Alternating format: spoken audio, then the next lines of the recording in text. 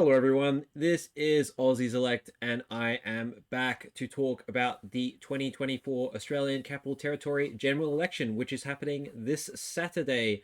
This is sort of an impromptu video. We don't actually have any opinion polling, but I thought that we might do a little video just talking a little bit about the election and then do sort of like not really a prediction, but also but just a guess. And then I'm also going to shill Sormon's live stream. Sormon is here. Hello, Sormon. Hello. He's sort of our expert on ACT politics. He lives there. He knows what's going on. I don't really know what's going on very much. I did watch the debate the other day. I sort of half watched it. But yeah, we're going to be doing a live stream on Saturday, 7 p.m. AEDT. The reason we're starting at 7 is because of the first hour, not much is happening. And the last stream that we did that started at 6, the Northern Territory stream, we were just sort of waiting around for an hour, just shit posting. So yeah, Sorman is here. What can you say about this election coming up? Well, the ACT, if the NT was a bit of a small election, I feel like the ACT is even smaller with the fact that Labor's been in power since 2001 here and have been in a minority with the Greens since, I believe, since 2008. They've been a minority with the Greens. Well, technically, it's now a coalition government with the Greens. So this is the one place in Australia where the Greens actually have ministry roles. So, for instance, the leader of the Greens, Shane Rattenbury, is the environmental minister for the ACT. So he's one of the very few Greens to hold a ministerial role, all within the ACT. I've noticed that the Greens are actually not running 5 candidates in each seat. Some of them they're running like only 3 or 4. They're only going to be able to win 3 at most, and even that's highly unlikely. Yeah. Basically, if you don't know about the ACT election, it's like 5 seats in 5 different electorates. It's basically the same as what the Tasmanian election used to be. Minus 2 seats. So yeah. Tasmania elect 7 people. Yeah. Tasmanian system used to be, it used to be 5. Yeah. So it's and it's only just 1 house too. So this is all it is. So same number of seats as Northern Territory, but instead of Northern Territory, which does single member electorates, this does 5 multi-member electorates electing 5 people. And the Greens actually won 6 seats last time, so they almost got a quarter of the seats. Yes. So last time, Shane Rattenbury in the seat of Kurrajong put off a risky maneuver where he told people in some polling booths to vote for his partner rather than himself. And as a result, he was able to just vote split enough to get the 2 across the line. It was a very risky strat because it could have backfired and they could have lost all the seats in Kurrajong, but they were successful, and that's how they managed to win an additional seat and get their 6 seats out of 5 electorates. Probably the best result the Greens have ever had in an election in Australia, I'd say, was this last ACT election. Percentage-wise, maybe not. I think they've done better in Tasmania. Right. And possibly, I think, the 2013 federal. Okay. But definitely the best per seat-wise. Yeah. And they are trying to win more. If they're going to win any more, which electorate do you think they would win another seat? Trying to look at the results as a breakdown of seats. The Greens did best in Ginninderra, which is the Belconnen region, I think. Yeah. Last time, it was sort of even amongst every seat apart from Kurrajong. As you said, Ginninderra was the highest at 12.5%, and then it was Murrumbidgee at 11.7%. Yarrabee was only 10.2%, but, demographic change is the thing. Gungahl's quite a fast-growing area. In fact, everywhere in Canberra is fast-growing, with the exception of probably the city centre. Okay, so we're just going to take a little bit of a look at the results of the previous election and have a look at sort of how some of the minor parties or non-major parties fare. In Brindabella, it was pretty much just the major parties. The Shooters Fishers got a couple of percentage, but that's really it. Labor's highest vote was in Brindabella, by the way. Oh, okay, right. So that's sort of like, I guess, Labour heartland. Ginninderra, this is where the Belko party shines, and all I really know about them is that they're sort of like a right-wing minor party that split off from the Liberal Party, run by a guy called Bill Stefaniak, and I don't think they're going to get any seats. Kurrajong, where I think this is the most progressive seat, and the Australian Progressives got it's the Canberra city centres in it. Yep, and this is where the Greens got 2 seats. We've got Murrumbidgee, where an independent known as Fiona Carrick did pretty well, and she's running in her own group, which we'll get to in a second. There's also my seat. Yep. Right. And then we've got Yarrabee, which, once again, it's mostly just the major parties. Democratic Labour did kind of well, but that could have just been, like donkey votes because they're called Democratic Labour, so that's a little bit confusing. It was also the only seat the Liberals outpolled the Labour in. Right, okay, I see. Okay. So I guess that's sort of the most conservative seat, I guess, Yerraby. Yeah, which did surprise me because I used to think it was Bindabel, but that might be wrong. Because currently, federally, Bindabel's the most liberal seat, by which I Right. mean liberals have 40% of the vote rather than 30%. Right. Which one's the really big one down the bottom? That's Bindabel, named after the Bindabel Ranges, which is the mountains that surround Canberra. I thought that would be like the most conservative one because it's the sort of the most Yeah, me too. But actually, it turns out Yerraby. But to be honest, it was right. pretty close. Like the Liberals, that was their second best seat. So I think Bindabel is probably like the Greens' weakest seat. Less Mm-hmm. so, it's like it's the one Labor and Liberal did the best in. And that's probably why the Greens are only running three candidates there. So I want to talk a little bit Yeah. about some of the other parties that are running. So we got the First Nations Party, which I mean there has been Indigenous parties in Australian politics before, but this is a new incarnation of that. Family First, I believe, running in every seat, and it actually has a Liberal defector running for them, Elizabeth Kickert. She's currently in the Legislative Assembly, and she is running for the Family First Party. We've got the Libertarian Party running in a couple of seats. We've got the Labor DLP, conveniently named to trick everyone, running in a couple of seats as well. Trying to bank off the image of the original DLP, which really they've got no connection. Yes, yep. We've got strong independents. I don't really know what they are. We've got independents for Canberra, and Now we it depends if Canberra probably is the only one that I think is going to have any chance of winning right, seats right, of right. the major parties.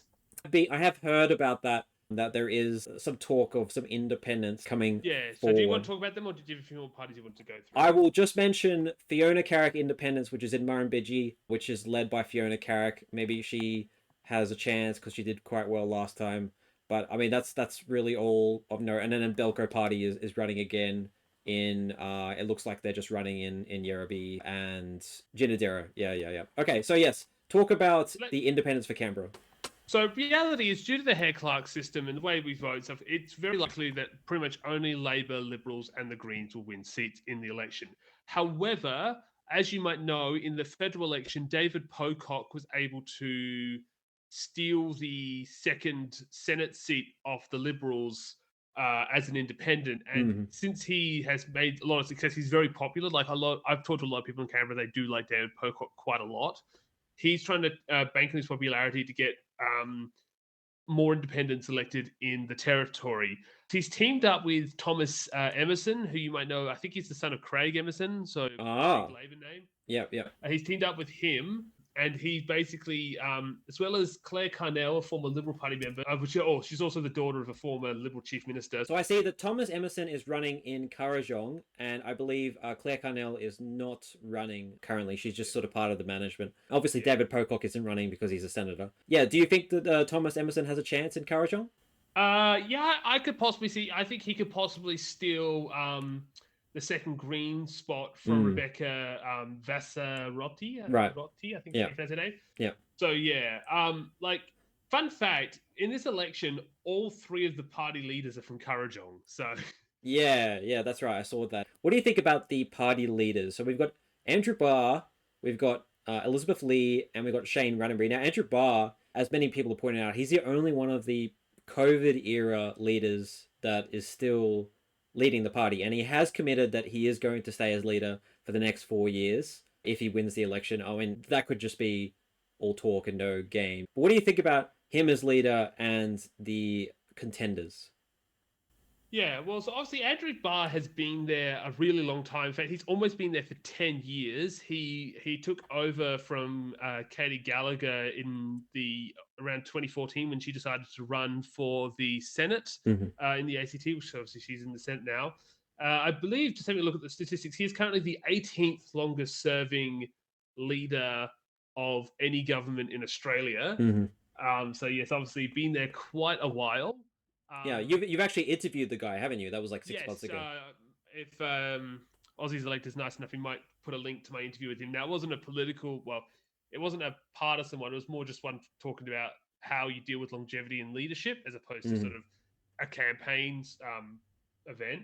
I think he likes to portray himself as a safe pair of hands. Like, mm, I know how the territory is run. I've been running it for 10 years. You can trust me as a steady pair of hands. And like he's ambitious. He wants to obviously get mm, faster trains to Sydney. He wants to expand the light rail that we're currently building, which we'll talk about a bit later. Yep. He wants to build hospitals. He's doing a lot to expand Canberra. We're obviously the fastest growing city in the country. He's done a lot for that, and he's also at the same time going, look, there's reasons why I can't do everything, because obviously we're still smaller than like Newcastle and stuff like that. Yeah. So Elizabeth Lee, she is the first East Asian leader for a major political party in Australia's history, I believe, going into an election. What perceptions do you get from her? I get the perception that unfortunately she does feel a bit out of her depth. I'm actually glad. So we were originally going to record this yesterday morning, and I'm so glad we didn't, because last night, you might want to show it, Elizabeth Lee flipped off a journalist, which unfortunately shows that she's unfortunately quite a short-tempered individual. It gives that impression anyway to voters. Yeah. When during the debate, Andrew Barr occasionally threw a bit of shade her way, and she responded quite aggressively. So she definitely seems like someone you can work up very easily, which is not a trait that's usually looked upon very positively in party leaders, unfortunately. But she obviously, it's a difficult job for her. She has an uphill battle. Like, Canberra is full of public servants, and public servants are naturally Labor voters. It's also full of university students who are naturally Greens voters. And so that leaves a very small amount of small business owners. I would think that a Liberal Party running for the ACT election would have to be a very different kind of Liberal Party to one running for a federal election or a Queensland election or even a New South Wales election. And the last time they won was back in the 90s, when the Liberal Party were much more, as their name said, a Liberal Party. Obviously, they've become a lot more conservative under the likes of, Howard and Abbott, and that's rubbed off onto the ACT Liberals, which, according to a video I just watched from the ABC the other day, are also one of the most conservative branches, which you think is just ridiculous in what's arguably the most progressive region of Australia. Right. So what do you think of Shane Rattenbury, the leader of the Greens? I'm going to be brutally honest. I actually have not heard much from him at all. I saw him during the, I think he was the leader last time. So I think I saw him. He was on the ABC election panel last time. That's the last time I actually heard from him. He's not showing up in any of the videos the ABC's done on the election, and nor was he in the leadership debate, which is weird because he has 6 seats. Yeah. Yeah, I don't actually. I will apologize. I don't actually know what he's been up to. He must be doing a pretty good job as leader, because last election he picked up 4 seats, and most people are talking about the Greens just going up from here. So he must be doing a pretty good job in his position. I think some Greens are, overly optimistic that they might be able to become the senior partner and win the majority of seats. But I will apologize. I've kind of let the Greens slip under the radar. I just don't think they don't have the numbers. The public servants are much more likely to vote Labor than they are to vote Greens.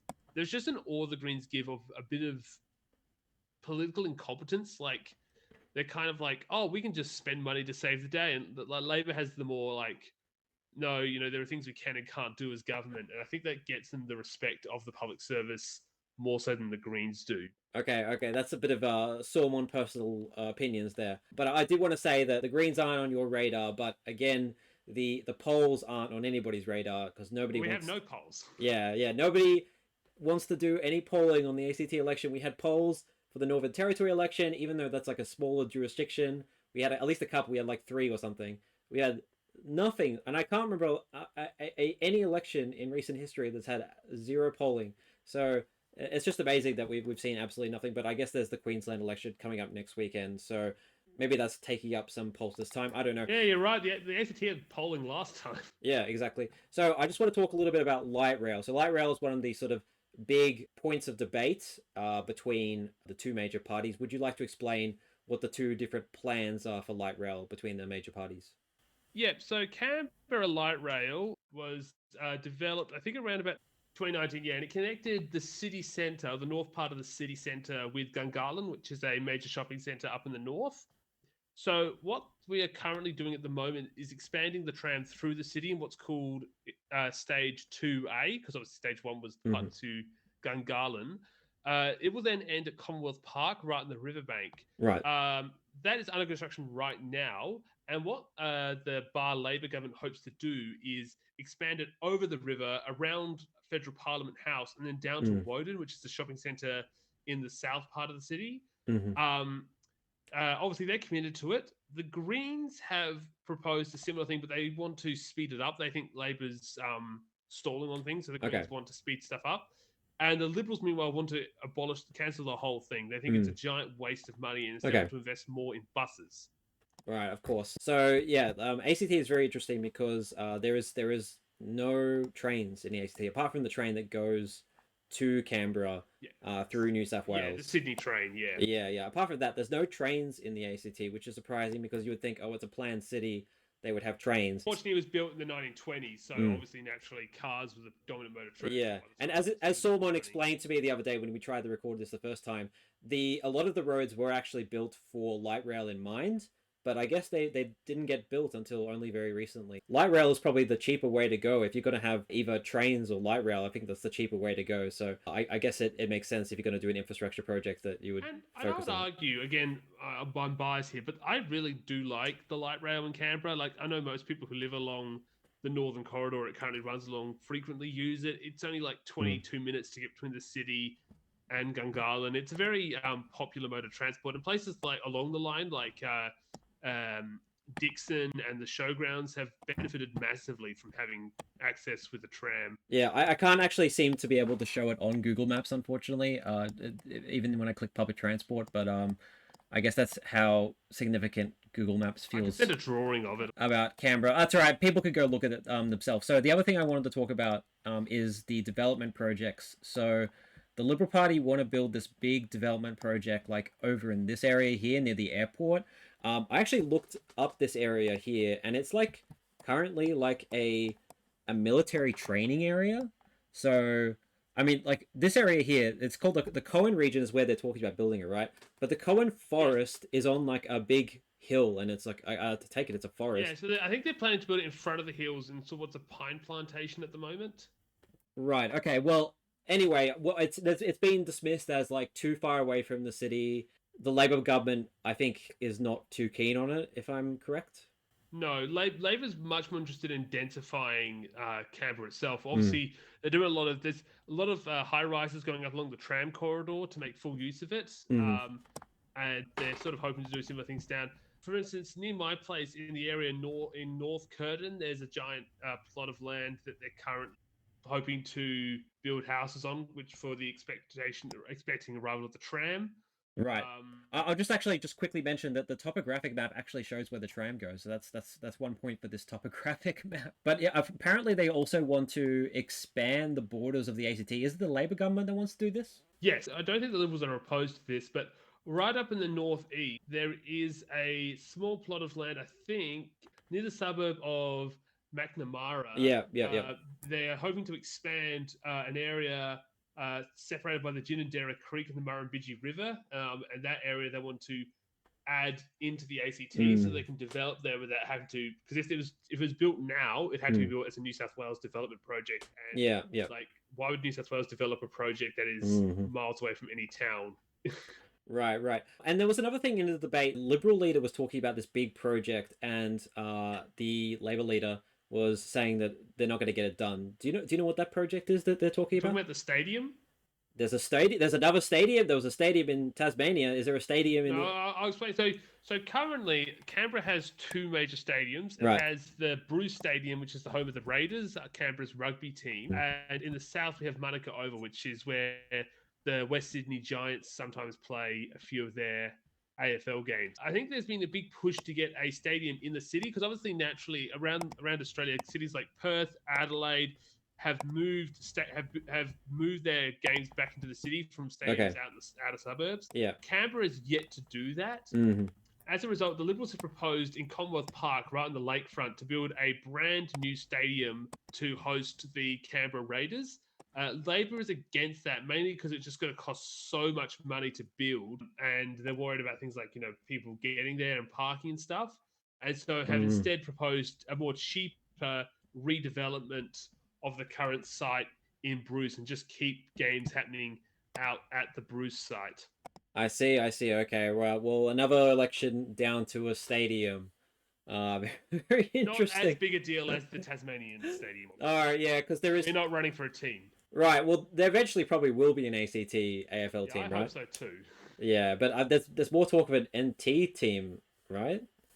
Yeah, it's the more poetic one. It's the media darling one. They want the NT team. Right. I mean, yeah, because apparently GWS is good enough for the ACT for some reason. I mean, I'm not an AFL guy. I was Well, never they get more attendance at Monaca than they do at the Sydney Showgrounds, apparently. right. I've never been raised on AFL. I was raised on NRL. So And we've just revealed which side of the Barassi line both of us grew up on.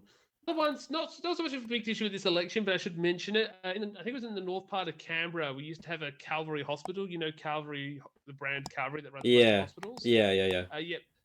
They had their hospital. I think it was in the north part of Canberra. They got seized by the state government, and the main reason why is because the territory was about to reintroduce euthanasia laws after being Ah, blocked by the federal government, yeah. and there was concerns that Calvary being run by Christians, they might refuse to do euthanasia procedures, Ah, and there's also concerns they might become anti-abortion, right. and so as a preemptive measure, they seized the hospital to make it a public hospital, so it had to do such operations. I It see. became quite the controversy. Yeah.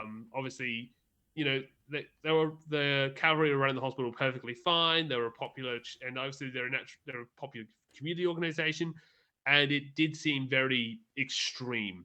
But I haven't heard much about it going into this election. That was one Mm. of the big things that happened this term. Well, I know abortion is becoming a big issue in Queensland, and I believe that the abortion law in the ACT is quite a bit more liberal than it is in Queensland. So it's interesting that abortion hasn't really become an issue for this election, but maybe the Liberal Party would feel that it would really harm their chances if they mentioned the A word. Yeah, I don't think abortion is going to be a huge issue in Canberra. I think we're very much centered on the affirmative. I Mm. don't think it's even a debate here. Okay, okay. I did have something else I wanted to mention, just sort Yep, of a more general stuff. yep. So one of the biggest things playing in the Liberals' favour. So obviously, as we go into this election, the Liberals are benefiting in part from its time factor. Obviously, Labor's been Mm. in power for 23 years here, which is longer Wow. than the longest Liberal government federally. Let's just put it that way. So Mm. we're talking about the same difference between Ben Shifley and Gough Whitlam here. And so that's one factor. The other factor is Canberra is also dealing with the cost of living like everywhere else in Australia. And in some respects, more so. Canberra is probably the most expensive city to live in. I just went back to Adelaide recently and was kind of, got a bit depressed when I found out that both my siblings were paying way less for rent with way bigger houses than me. Right, right. Okay. Yep. And obviously, I benefit from the fact that I obviously have a well-paying job in Canberra. But Mm. anybody who doesn't have a well-paying job in Canberra is kind of screwed. And I think this is one thing that could possibly play into the Liberals' hands, that they are definitely bringing up the cost of living as an issue, that the city is very expensive to live in. And that's one of the big reasons why they're trying to look at, developing, building more houses out in the wilderness areas where they can build them cheaply and with hopes of, getting more people into a house, which is obviously a major step up in wealth generation. And I just looking back, and the last Liberal premier of the ACT, it looks like it was a woman called Kate Carnell, Yes, and it's her daughter, I believe. Claire Yeah, Carnell. Claire Carnell is Right. currently the helping to run the independents for Canberra. Right. Okay, that makes sense. Okay, so this is the point of the video where Sormon is giving his sort of rough guess about how things are going to go. As we said, we have no opinion polls, but Sormon is going to try his best to give his vibes about how things are going to go. So naturally, I do think Labor is probably going to take a hit just from the fact they've been in for a while. The COVID popularity's worn off. The cost of living is quite high, but I think they won't be the only one. I think all three of the major parties are going to go backwards, Okay. and I think independents of Canberra are going to pick up votes from all three of the parties. Will Right. it be enough to win a seat?